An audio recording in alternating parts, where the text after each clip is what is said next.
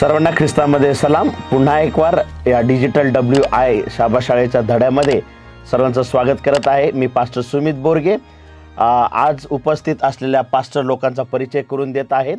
माझ्या उजव्या हाताला पास्टर अरुण जगताप आहेत. सलाम.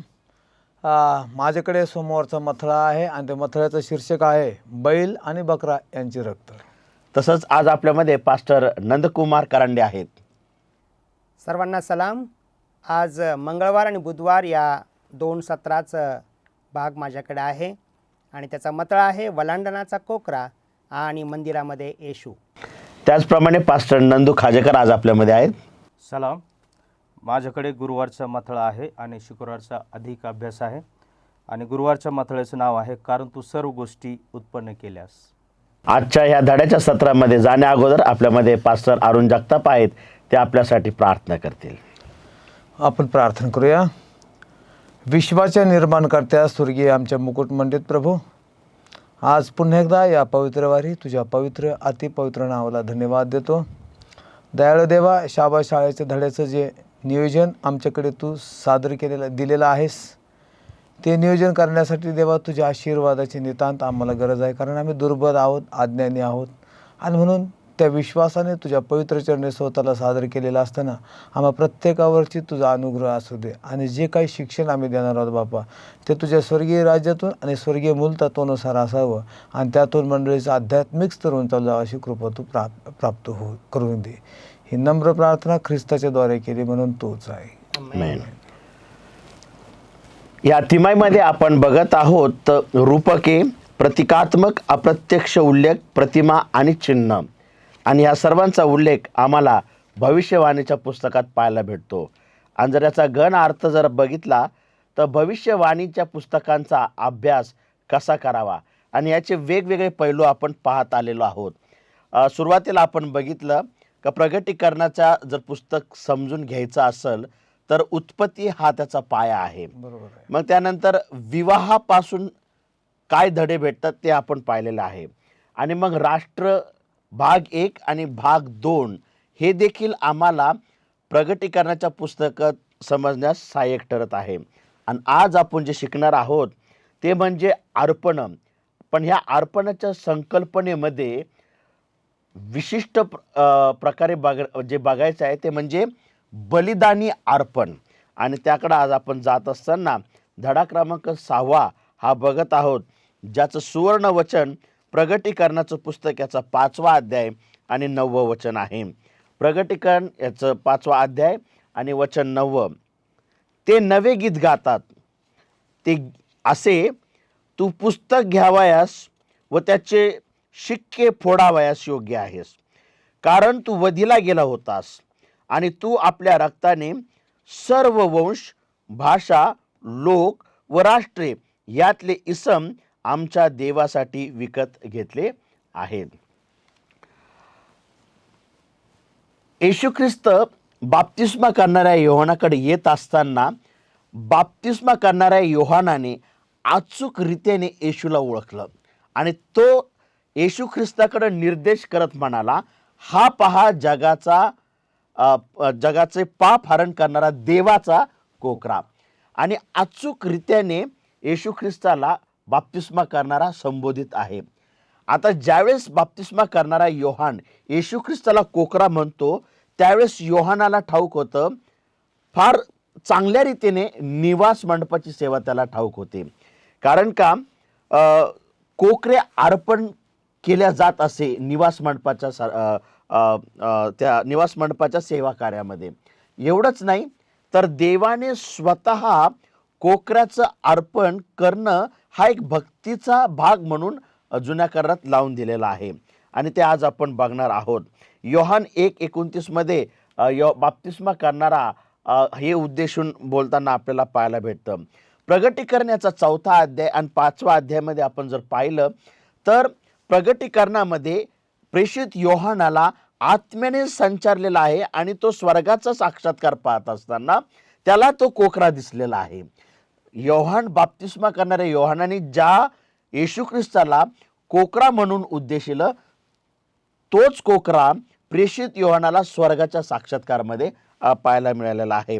आणि प्रगटीकरणाच्या 5व्या अध्यायात आणि 6व्या वचनामध्ये आपल्याला महत्त्वाची किल्ली पाहायला भेटते. कारण का हा जो कोकरा आहे, हा कोकरा एकच कोकरा लायक होता जो तो देवपित्याच्या हातातून ती गुंडाळी घेण्यास काय होता, पात्र होता. या आठवडे आपण अर्पणाच्या काही विषयाकडे पाहणार आहोत. हा विषय फार महत्त्वाचा आहे, फारच महत्त्वाचा आहे. बायबलमध्ये येशू ख्रिस्त आणि येशू ख्रिस्ताने केलेलं जे बलिदान आहे, जे अर्पण आहे, ते जणू काय एका किरमिजीच्या धाग्याप्रमाणे आहे, जे शास्त्राच्या पानातून जाताना आपण बघत आहोत आणि फार सुंदर आहे. आणि ह्याच विचाराने आपण पुढं रविवारच्या सत्राकडे जात आहोत. तिथं असा पाहायला भेटत आहे आपल्याला की येशू ख्रिस्त स्वतःचं रक्त अर्पण झाल्याच्या नंतर, सांडवल्याच्या नंतर तो स्वर्गात जात आहे, हे आपल्याला पाहायला भेटतं. आणि रविवारचं जो सत्र आहे तो आहे, त्याचं शीर्षक आहे निष्फळ किंवा व्यर्थ अर्पण. आणि आपण बघतो यशायाच्या 1 अध्यायात आणि 2 ते 15 वचनामध्ये परमेश्वराला इस्रायल राज्याच्या, म्हणजे इस्रायल राज्य जे अर्पण करायचे त्याचा वीट आला होता. काय आला होता? वीट. आता प्रश्न असा येतो आपल्या समोर, ज्या परमेश्वराने प्राण्यांचं अर्पण करायला सांगितलं होतं किंवा प्राण्याच्या अर्पणाची स्थापना केली, तोच परमेश्वर यशायाच्या काळात असलेल्या इस्रायल राज्याला सांगत आहे का बस आता मला पुरेसं काय भेटलेलं आहे, अर्पण भेटलेलं आहे. तुम्ही माझ्याकडे येता, तुमची अर्पण आणता, मला त्याचा काय होत आहे, वीट येत आहे. आणि प्रामुख्याने आता इतिहासात परमेश्वराने हे अर्पण नाकारले ही काही पहिली वेळ नव्हती. यशायाच्या काळात इस्रायल राज्याकडून अर्पण नाकारण्याची ही पहिली वेळ नव्हती. तारणाच्या सुरुवातीलाच, तारणाच्या योजनेच्या सुरुवातीलाच, म्हणजे काईन आणि हाबेलाचं जर उदाहरण आम्ही पाहिलं तर आम्हाला पाहायला भेटतं का देवाने हाबेलाचं बलिदान स्वीकारलं आणि कायनाचं अर्पण काय केलेलं आहे, नाकारलेलं आहे. आणि म्हणून ह्या रविवारच्या सत्रातून आणि आपल्याला आजच्या ह्या परिचयातून एवढंच पाहायला भेटतं, अर्पण आणणं जितकं महत्त्वाचं होतं तितकंच महत्त्वाचं होतं का तुमची वृत्ती त्या अर्पणासंग सुसंगत होणं गरजेचं होतं. आणि जी की इस्रायलामध्ये नव्हती, त्यांना इतकी सवय झाली होती का त्यांचे विचार अर्पण आणलेल्या अर्पणासंग सहमत होत नव्हती, सुसंगत होत नव्हती. रक्त सांडवणं त्यांच्यासाठी इतकं सहज झालं होतं, पण पापापासून दुरावणं हे त्यांना कठीण जात होतं. एक विधी, एक रूढी, एक भाग, जीवनाचा एक भाग तो बनला होता. आणि त्या अशा गोष्टीपासून देवाला काय होत होता, वीट होत होता. म्हणून धडा आपल्याला हा शिकायचा आहे की आपण बलिदाने आणली, परंतु जर आपल्या विचारामध्ये ना आपल्या वृत्तीमध्ये जर बदल नाही तर अशा बलिदानाचा ना अशा रक्त सांडवण्याचा देवाला काही संतोष होणार नाही. आणि स्तोत्र 51:17 आपण जर बघितलं तर दावीद म्हणत आहे, ज्यावेळेस त्याला जाणीव झाली, तो स्वतः म्हणत आहे का तुला बैलाच्या आणि कोकराच्या रक्ताने संतोषाला जाऊ शकणार नाही. तर देवाला कुठलं अर्पण पाहिजे? भग्न हृदय. कुठलं अर्पण पाहिजे? आणि ते दाविदाने ओळखलं आणि दावीद म्हणाला का माझ्या ठाई नवीन हृदय तू काय कर दे. आणि म्हणून ह्यावेळेस आपण प्रगटीकरणाचा अभ्यास करत असताना आणि कोकऱ्यावर लक्ष केंद्रित करत असताना ही सगळी कोकरे जी जुन्या काळात निवास मंडपामध्ये वधण्यात आली, ही सगळी कोकरे कोणाकडे निर्देश करत होती? येणारा येशू ख्रिस्त, तारणारा येशू ख्रिस्त, त्याच्याकडे निर्देश करीत होती. आणि हाबेलाने अचूकरित्या त्या येशू ख्रिस्तावर काय केलेला आहे? विश्वास केलेला आहे. आणि म्हणून हाबेलाची वृत्ती त्याच्या अर्पणासंग सुसंगत होत होती. परंतु काईन म्हणला नाही, मी जे देवाला देईन ते देवाने काय करायचं आहे? स्वीकारायचं आहे. कायनाच्या याच्यामध्ये कुठलं बलिदान नव्हतं. कायनाने जे अर्पण आणलं ते फक्त करायचं म्हणून करायचं, त्याला ते अर्पणातला गाभा कळलेला नव्हता. मात्र हाबेलला कळालं का जो कोकरा तो अर्पण करत आहे तो कोकरा येणाऱ्या तारणाऱ्याची काय करत आहे, कूच करत आहे. आणि म्हणून या विचाराने आपण पुढच्या सत्रामध्ये जात आहोत. आणि यावेळेस सोमवारचं सत्र घेण्यासाठी आपल्यामध्ये पास्टर अरुण जगताप आहेत, ते आपल्याला चालवतील. Thank you pastor Sumit. सुंदर मथळा तुम्ही शाबातचा आणि रविवारचा मथळा अतिशय सुसंगतपणे मांडलेला आहे आणि माझी खात्री आहे की सर्वांना तो समजलाच असेल. माझ्याकडे जो मथळा आहे, समोरचा मथळा आहे आणि त्याचं शीर्षक आहे बैल आणि बकरा यांचे रक्त. आता बऱ्याच लोकांनी यावरती टीका केलेली आहे आणि दावा असा केलेला आहे की हे जे कृत्य घडलेलं आहे हे क्रूर आहे, कठोर आहे आणि एक अर्थी ते अन्यायपणाचे किंवा गैरपण आहे. पण तरी हा मुद्दा खरोखर तोच आहे. ख्रिस्ताचे मरण क्रूर होतं, ख्रिस्ताचं मरण कठोर होतं आणि अन्यायपणाचं होतं. तो एक निर्दोष होता. तो कसा होता? येशू ख्रिस्त निर्दोष होता आणि निर्दोष असताना लोकांसाठी मरण पावला. कशासाठी मरण पावला? का हे जे पाप जगामध्ये घडलं होतं ती पापाची समस्या कुठल्याही बैलाच्या किंवा कोकराच्या रक्ताने पुसणार नव्हती. बरोबर आहे. तर ती फक्त आणि फक्त येशू ख्रिस्ताच्या निर्दोष रक्ताने ते क्लिअर होणार होतं. आता आपण जर बघितलं इब्री लोकासपत्राचा 10वा अध्याय आणि 3 ते 10 वचनामध्ये म्हटलेलं वाचायला सांगितलेलं आहे लेखकाने आणि ते म्हणतात की हा परिच्छेद आपला जुन्या करारात देवाच्या लोकांनी केलेलं अर्पण याविषयी काय शिकवतो. जर पापी लोक खरोखर तारले जाणार नव्हते तर अर्पण का करावं लागणार. पण त्याचं उत्तर इब्री लोकासपत्र याचा 10वा अध्याय आणि 4थ्या वचनामध्ये त्यामध्ये म्हटलेलं आहे की बैलाचं आणि बकऱ्याचे रक्त पाप दूर करण्यास असमर्थ होतं. कारण कोकरा आणि अर्पणाचे प्राणी हे केवळ एक चिन्ह होतं, दर्शक होतं. हे दर्शक होतं आणि जे पुढे देवाच्या कोकराच्या प्रायश्चित्ताच्या अर्पणाकडे निर्दोष करत होतं. त्या विश्वासाच्या कृती होत्या. पाप्यांना आपला विश्वास व्यक्त करण्यासाठी एक निश्चित मार्ग होता जो येणाऱ्या मसीहाच्या कार्यात होता. आपण अशा प्रकारच्या चिन्हास प्रकार म्हणून उल्लेख करतो ज्याची पूर्णता विरोध प्रकारात होती किंवा एखाद्या गोष्टीचे दिसणे किंवा एखाद्या गोष्टीची घटनेची पूर्वछाया. काहींनी अर्पणास लहान भविष्यवाणी असे वर्णन केले आहे जे क्रूसावरील मरण होते. हे विधी अर्पणाशी जोडले गेले होते जेथे एखाद्या लहान सहलीसाठी देणे होते. आता इथं लेखकाने एक सुंदर मार्मिक गोष्ट मांडलेली आहे. ते म्हणतात की जेव्हा तुम्ही एखादा प्रवास आगगाडी म्हणा किंवा बस म्हणा किंवा एखाद्या विमानाने जर तुम्हाला सहलीला जायचं असेल तर आगाऊ तुम्ही बुकिंग करता. तुम्हाला त्याचं दर्शक म्हणून काय दिलं जातं? तिकीट दिलं जातं. आणि मग ते तिकीट जेव्हा आमच्या कामाला कधी येतं म्हणजे ते खात्री आहे. होय, तुम्ही प्रवासाला जाणार ही तिकीट काय आहे? खात्री आहे. मग ते तिकीट जेव्हा आम्ही तिकीट घेऊन जेव्हा त्या प्रवासाला सुरुवात करतो त्या तिकिटाचं व्हॅल्यू काय होतं? कमी होतं. बरोबर. आणि मग जेव्हा ते तिकिटाचं व्हॅल्यू कमी झाल्यानंतर पण तुम्हाला नियोजित ठिकाणी घेऊन ते तिकीट काय तुम्हाला नियोजित ठिकाणी घेऊन जाणार नाही. बरोबर. तर तुम्हाला नियोजित ठिकाणी कोण घेऊन जाणार आहे? बस किंवा विमान किंवा त्या आगगाडी जे काय प्रवास कशाने करत असाल तुम्ही तर ते तुम्हाला घेऊन जाणार आहे. आणि तेव्हा तुम्हाला ज्यासाठी पैसे दिले ते तुम्हाला मिळणार आहे. म्हणजे तुम्ही ज्याच्यासाठी खर्च केलेला आहे ते तुम्हाला मिळणार आहे. पण जो कागदाचा तुकडा जो तुम्हाला दिलेला जातो तो त्यावेळेस काय होतो? निरुपयोग होतो. तसं लेखकांचं म्हणणं आहे की अर्पणाच्या प्राण्याबरोबर आहे. बरोबर आहे. त्याची भूमिका काय होती की एखादं अर्पण केलं जाणं पण ते अर्थहीन आहे. एक सत्यता दाखविण्यात आली तेव्हा जेव्हा पवित्र स्थान आणि परमपवित्र स्थान जे पृथ्वीवर होतं त्यामधील पडदा वरून खालपर्यंत फाटला. जेव्हा येशूचं मरण झालं तेव्हा मार्क याचा 15वा अध्याय आणि 38व्या वचनामध्ये म्हटलेलं आहे की तेव्हा पवित्र स्थानातील पडदा वरपासून खालपर्यंत फाटून दुभागला.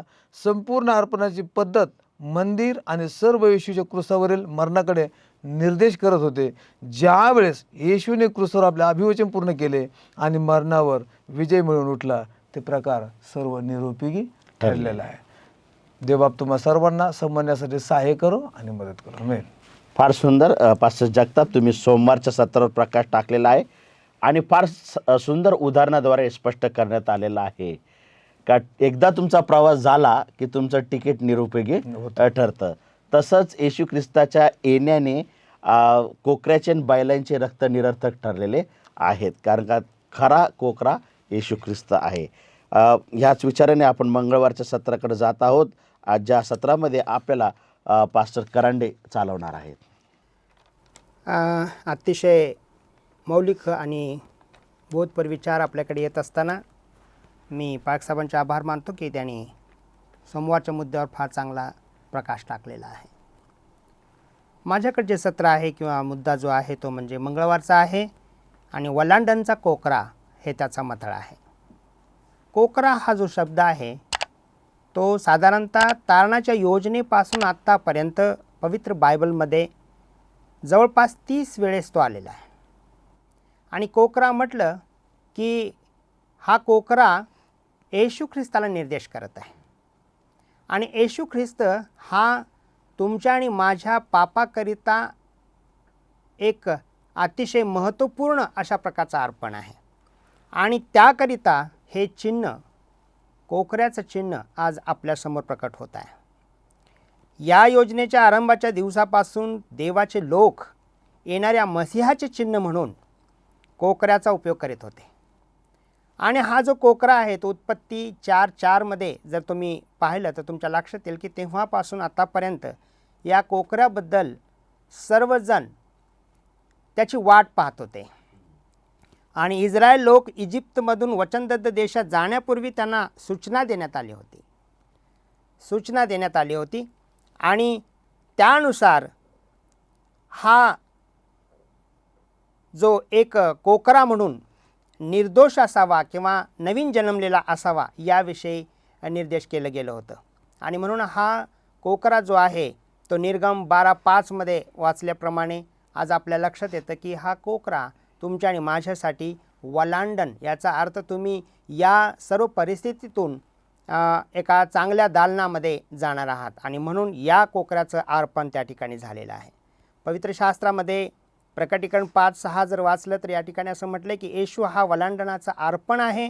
याविषयी आपल्याला स्पष्टरित्या समजत आहे. प्रकटीकरणाच्या पुस्तकामध्ये आपल्याला हे कळून येतं की कोकरा हा आपल्यासाठी शेवटचं अर्पण आहे.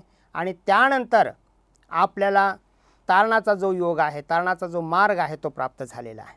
आणि म्हणून आपणास हे काय शिकवत आहे तर त्याचा आपल्याला प्रत्येकासाठी काय अर्थ लावून घेतला पाहिजे तर आपल्या पापासाठी निष्कलंक कोकऱ्याचं अर्पण बलिदान झालेलं आहे. आणि आज या मंगळवारच्या मुद्द्यामध्ये तुम्हाला आणि मला हे स्पष्टरित्या दिसून येत आहे की ख्रिस्ताचे मरण, पुनरुत्थान आणि स्वर्गारोहण याच्या पुष्कळ वर्षानंतरचं काही घडून गेले त्यावर पेत्राने प्रकाश टाकला आहे. आणि पेत्र पवित्र शास्त्रात पहिले पेत्र याचा पहिला अध्याय आणि 18 आणि 19 वचनामध्ये आपल्याला स्पष्टरित्या सांगत आहे की वाडवडील माणसांच्या परंपरेने चालत असलेल्या आपल्या व्यर्थ वागणुकीस सोने रुपये अशा नाशवंत वस्तूचे नव्हे तर निष्कलंक आणि निर्दोष कोकरा असा तो ख्रिस्त, त्याच्यापासून मौल्यवान रक्ताने तुम्ही मुक्त झाला आहात.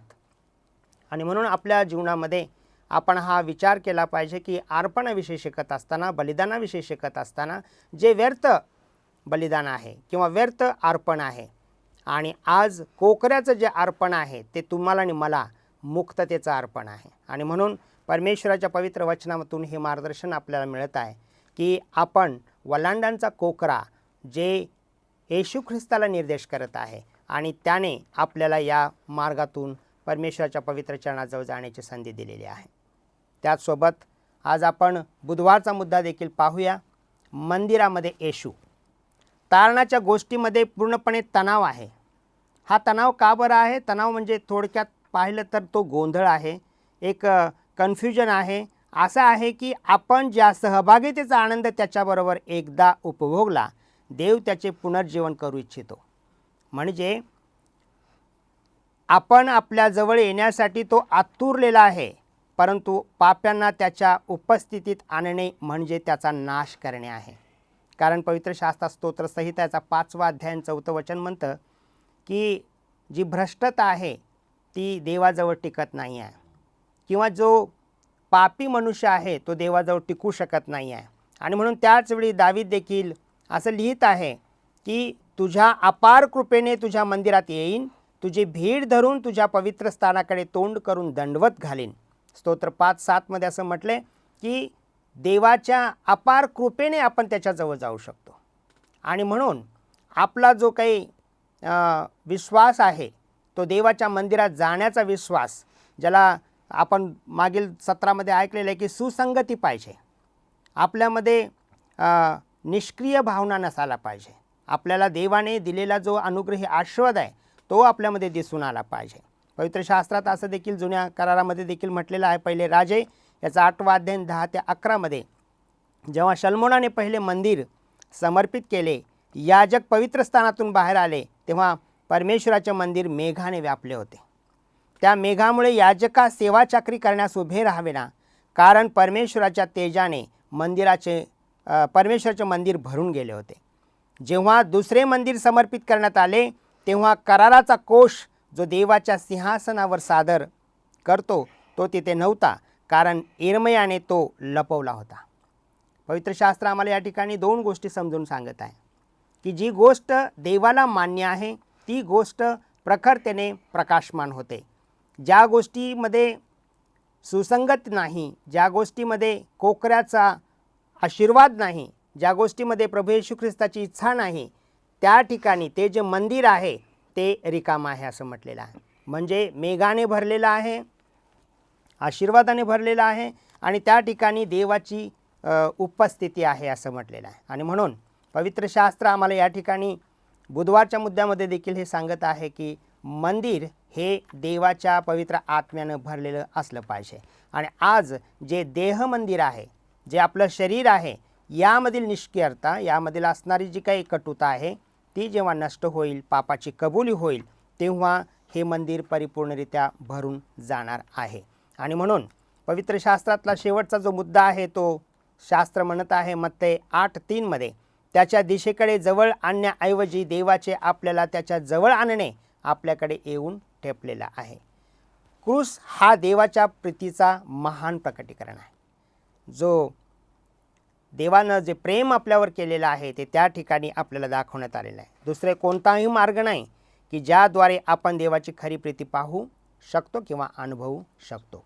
देवाने आम्हाला या प्रीतीद्वारे आपला निष्क्रियपणा काढून टाकलेला आहे आणि दैवी दालन आपल्याला ओपन केलेलं आहे. आणि म्हणून येशू हा मंदिरामध्ये आहे. परमेश्वर देवबाप या विचाराने हे दोन्ही सत्र आपल्यासाठी आशीर्वाद हो. आमेन. धन्यवाद पास्टर करांडे. सुंदरसा प्रकाश तुम्ही मंगळवार आणि बुधवारच्या सत्रावर टाकलेला आहे आणि सुंदरसे मुद्दे या सत्रामधून बाहेर आलेले असताना निश्चितच प्रेक्षकांना त्याचा लाभ होणार आहे. या गुरुवार आणि शुक्रवारवर प्रकाश टाकण्यासाठी आपल्यामध्ये पास्टर नंदू खाजेकर आहेत. धन्यवाद पास्टर सुमित. या ठिकाणी जो मथळा आहे माझ्याकडे, कारण तू सर्व गोष्टी उत्पन्न केल्यास, या मथळ्यामध्ये आपण परमेश्वराचं सार्वभौमत्व याबद्दल आपण वाचत आहोत. कारण इथं असं म्हटलं की अगदी काही मोजक्याच प्रसंगी जे संदेश होते त्यांना देवाचं सिंहासन दाखवण्यात आलेलं आहे आणि त्यांचे वेगवेगळे अनुभव या मथळ्यामध्ये आहेत. आणि पहिला जो अनुभव आहे एजकेल सांगत आहे पहिल्या अध्यायामध्ये आणि 26 वचनामध्ये की त्याने देवाचं जे सिंहासन आहे ते आकाशाच्या वर पाहिलेलं आहे. आणि तसंच दुसरं या ठिकाणी यशियाने स्वर्गातील मंदिर पाहण्यासाठी त्यास भेट दिलेली आहे आणि यशियाचा देखील त्या ठिकाणी अनुभव आहे की परमेश्वराचं सिंहासन त्याने पाहिलेलं आहे. आणि नंतर सर्वात जास्त अधिक जर आपण बघितलं प्रकटीकरण 4था अध्याय आणि 5वा अध्याय याच्यामध्ये प्रकटीकरण लिहिणारा योहान देखील पाहतो की परमेश्वराचं जे सिंहासन आहे ते सिंहासन तो दृष्टांतामध्ये पाहतो. म्हणजे अगदी काही मोजक्याच ठराविक प्रसंगीच त्यांना ते सिंहासन दाखवण्यात आलेलं आहे. आणि म्हणून पुढं जात असताना जुन्या करारातील निवास मंडपाच्या सेवेचा प्रकार हे सूचित करतो की मानवजातीसाठी केवळ एकच मार्ग होता ज्याद्वारे तो देवाच्या सानिध्यात प्रवेश करू शकत होता आणि ते म्हणजे ख्रिस्ताचं रक्त. केवळ ख्रिस्ताच्या रक्ताच्याद्वारेच आपण देवाच्या सानिध्यात प्रवेश करू शकतो. आणि म्हणून हे जे काही या संदेष्टाने जे दृष्टांतामध्ये बघितलेलं आहे परमेश्वराचं सार्वभौमत्व जे कसं आहे परमेश्वराचं शासन कसं आहे हे फक्त थोडं त्यांना पाहिलेलं आहे आणि त्याचा अनुभव घेतलेला की त्या देवाच्या सहवासामध्ये जाण्याची आपली पात्रता काय आहे आणि आपण कशा प्रकारे तयार झालं पाहिजे. असं या ठिकाणी आपण जर बघितलं लेवी याचा 16वा अध्याय आणि 2रं वचन आणि 14वं वचन, इथं परमेश्वराने मोशेला सूचित केलं होतं की तुझ्या भावाला अहरोनाला सांग की त्या निवास मंडपाच्या सेवेमध्ये ज्यावेळेस आपण प्रवेश करतो त्यावेळेस तो प्रवेश कशा पद्धतीचा असला पाहिजे आणि त्या सेवेची हाताळणी कशी केली पाहिजे याबद्दल फार निक्षून सांगण्यात आलेलं आहे. आणि म्हणून ह्याचा सर्वांचा सार एकच आहे की कारण परमेश्वर सर्व गोष्टीचा निर्माणकर्ता आहे आणि तो निर्माणकर्ता असल्यामुळे तो पवित्र आहे आणि त्याच्यासमोर आपण कशा पद्धतीने त्याच्या सानिध्यात जाऊ शकतो. म्हणून परमेश्वराने थोडक्या म्हणजे काही मोजक्याच प्रसंगी दृष्टांतातून त्याने त्याच्या संदेष्टाला काही गोष्टी दर्शवलेल्या आहेत. आणि म्हणून पुढं असं म्हटलं की संदेष्टाला देवाच्या गौरवाचे भव्य दिव्य दृश्य दाखवण्यात आले. नंतर आपणास दृश्याबद्दल संदेष्टाची प्रतिक्रिया दाखवण्यात आली. आता जे संदेष्टाला ते दृश्य दाखवण्यात आलं आणि मग नंतर संदेष्टाने त्यांची जी प्रतिक्रिया आहे ती पवित्र वचनामध्ये स्पष्ट केली. यशया म्हणतो की आक्रोश करून म्हणाला की तो अशुद्ध ओठांचा मनुष्य आहे. यशयाने दाखवलेलं आहे की मी अशुद्ध ओठांचा मनुष्य आहे, हा त्याचा एक अनुभव आहे. आणि पुढं यशया म्हणतो, यशयाने सांगितल्याप्रमाणे, आणि योहान तर रडत आहे. प्रकटीकरण 5वा अध्याय आणि 4थ्या वचनामध्ये असं म्हटलं की आणि योहान रडतो कारण त्याने दुःखदायक सत्याचा सामना केला आहे की कोणीही योग्य सापडणार नाही. म्हणजे देवाच्या सानिध्यात जाण्यासाठी कोणीही योग्य सापडणार नाही. प्रकटीकरण लिहिणारा योहान काय करत आहे? रडत आहे. मग यावरून आपण समजू शकतो की देवाच्या त्या सिंहासनासमोर जाण्यासाठी आपली पात्रता कशी असावी. आणि म्हणून पुढे अधिक विचारामध्ये जात असताना शुक्रवारच्या या ठिकाणी असं म्हटलं की पवित्र शास्त्र स्पष्ट करते की केवळ ख्रिस्तच असा योग्य आहे जो आमचे तारण सुरक्षित करतो. केवळ ख्रिस्तच एकमेव माध्यम आहे की त्या देवाच्या सिंहासनापर्यंत आम्ही जाऊ शकतो. हे केवळ त्याच्या रक्ताच्या द्वारेच आपण तिथं जाऊ शकतो. आणि म्हणून लेखक पुढे सांगत आहे पान नंबर 77 वरती, पाप किती वाईट आहे याचा विचार करा आणि खरोखर मानवी पिढी किती पतन पावलेली आहे की केवळ येशूचेच मरण स्वतः देव पापाच्या समस्या सोडू शकतो. यात शंका नाही की दुसरा असा कुठला मार्ग असता तर देवाने आमचे तारण केले असते. त्याच्या दैवी शासनाच्या तत्वांची पायमल्ली न करता खात्रीने त्याने केले असते. आता दुसरा देखील परमेश्वरांकडे दुसरा पण पापापासून तारण्यासाठी दुसरा पण त्याने काहीतरी मार्ग शोधला असता. परंतु देवाचा केवळ शासनाचा पाया प्रीतीवर आधारित असल्यामुळे देवाने मनुष्याच्या तारणासाठी ती प्रीती दर्शवलेली आहे आणि आपला पुत्र पाठवलेला आहे. आणि त्याच्या मरणाच्या द्वारे, त्याच्या रक्ताच्या द्वारेच केवळ आपण देवाच्या राज्यामध्ये पुन्हा जाऊ शकतो. हा अधिकार देवाने आपल्याला दिलेला आहे. धन्यवाद. Very good. फार सुंदर प्रकाश आपण गुरुवार आणि शुक्रवारच्या सत्रावर टाकलेला आहे. आणि यावेळेस आपण एक वाक्याच्या निष्कर्षाकडे जात असताना सांगायला चांगलं वाटेल की येशू ख्रिस्ताला म्हणजे प्रगटीकरणाच्या पुस्तकातच नव्हे तर पूर्ण शास्त्रामध्ये कोकरा म्हणून अचूक चिन्ह असं येशू ख्रिस्ताला दिलेलं आहे. दुसरा कुठला प्राणी येशू ख्रिस्ताचं प्रतीक म्हणून जितका व्यवस्थित प्रगट करू शकला नसता तितका कोकरा व्यवस्थित प्रगट करत आहे. हे निष्कर्ष आजच्या धड्यातून निघत आहे. सोमवारचा निष्कर्ष पास्टर जगताप सांगतील आपल्याला.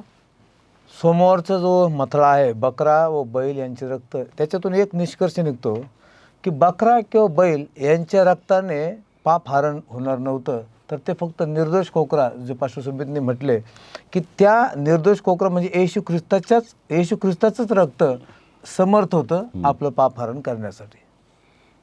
पास्टर करांडे. आणि मंगळवारचा जो मथळा आहे वलांडणचा कोकरा, त्याचा संदर्भ असा आहे की मनुष्याच्या जीवनातील पाप जर नाहीसं करायचं असेल तर रक्ताविना पाप विमोचन नाही, असं पवित्र बायबल संबोधित करत आहे. आणि त्यासाठी कोकऱ्याचं रक्त, मग तो कोणता कोकरा, तर आपल्या पापासाठी निष्कलंक कोकऱ्याचे अर्पण. पहिले पेत्र 1:18-19 म्हटल्याप्रमाणे तर निष्कलंक व निर्दोष कोकरा हा एकच आहे, तो म्हणजे ख्रिस्त. हा त्याचा संदर्भ आहे. त्याचसोबत बुधवारचा जो मथळा आहे मंदिरामध्ये येशू, त्यामध्ये स्पष्टरित्या असं म्हटलं आहे, हग्गईच्या पुस्तकात 2रा अध्याय आणि 7 ते 9 वचन जर वाचलं तर लक्षात येतं, नवीन मंदिर बांधत असताना हग्गई संदेष्टाने आश्चर्यकारक वचन दिलेलं आहे. ते नवीन मंदिर जुन्यापेक्षा अधिक गौरवशाली आहे. जे जुनं मंदिर आहे, जे जुनं अर्पण आहेत, आणि नवीन मंदिर आहे ते नवीन अर्पण आहे.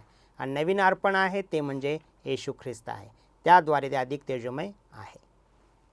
तसंच पास्टर नंदू खाजेकर आपल्याला गुरुवार आणि शुक्रवारचा निष्कर्ष सांगतील. तर गुरुवारचा जो निष्कर्ष आहे, कारण तू सर्व गोष्टी उत्पन्न केल्यास, परमेश्वराने सर्व गोष्टीचा निर्माण करता केवळ परमेश्वर आहे. आणि परमेश्वर हा पूर्णपणे पवित्र आहे. आणि ज्या कोणाला परमेश्वराच्या सिंहासनाकडे जायचं आहे तर त्याने स्वतःला शुद्ध करायचं आहे. आणि तो स्वतःला शुद्ध केल्याशिवाय परमेश्वराच्या सहवासामध्ये, परमेश्वराच्या त्या सिंहासनाजवळ कुठलाही मनुष्य जाऊ शकत नाही. कारण परमेश्वर पवित्र आहे आणि तो निर्माण करता आहे. हे त्याचं या ठिकाणी संदर्भ आहे. पुन्हा एक वार सर्व देवाच्या सेवकांचे आभार मानतो. त्यांनी फार सुंदररित्या त्यांच्या सत्रावर देवाच्या वचनातून प्रकाश टाकलेला आहे. आमच्या प्रेक्षकांना विनंती आहे, जर आपल्यास हा व्हिडिओ आवडला असेल तर कृपया लाईक करा. आपल्या मित्रमंडळीबरोबर, आप्तजनाबरोबर, मंडळीतील विश्वासणाऱ्यांबरोबर हा शेअर करा. आणि जर तुमची कुठली प्रार्थना विनंती जर असेल तर कृपया कॉमेंट बॉक्समध्ये आपल्या प्रार्थना विनंती तुम्ही पाठवू शकता.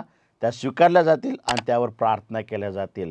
आमच्या चॅनलवर जर तुम्ही नवीन असाल तर कृपया सबस्क्राईब करा आणि बेल आयकॉन दाबून असेच आध्यात्मिक उन्नतीसाठी व्हिडिओ पाहण्यासाठी बेल आयकॉन तुम्ही दाबू शकता. यावेळेस ह्या सत्राचा शेवट करत असताना आपल्यामध्ये पास्टर करांडे आहेत, ते आपल्यासाठी प्रार्थना करतील. आपण प्रार्थना करूया.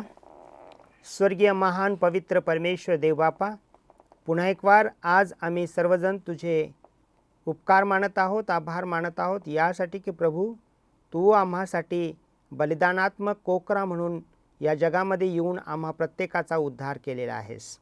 आणि या धड्यातून आम्ही हे शिकलो आहोत की परमेश्वर देवबापा, तुझ्याद्वारे आमचा उद्धार आणि तारण आहे. आणि तू कोकरा म्हणून बलिदानात्मक आम्हासाठी अर्पण झालेला आहेस.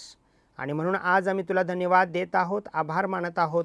ऐकणारे श्रोते आणि प्रभू परमेश्वर देव अध्ययन कौशल्य अभ्यास करून शबाशाच्या धड्यातून शिकणाऱ्या प्रत्येक व्यक्ती परिवारांना आशीर्वाद दे आणि आम्हा सर्वांवर आशीर्वाद पाठव. येशूच्या नावाने मागतो, आमेन. पुन्हा भेटूया पुढच्या आठवडी एका नवीन धड्याबरोबर. तोपर्यंत सर्वांना ख्रिस्तामध्ये चला.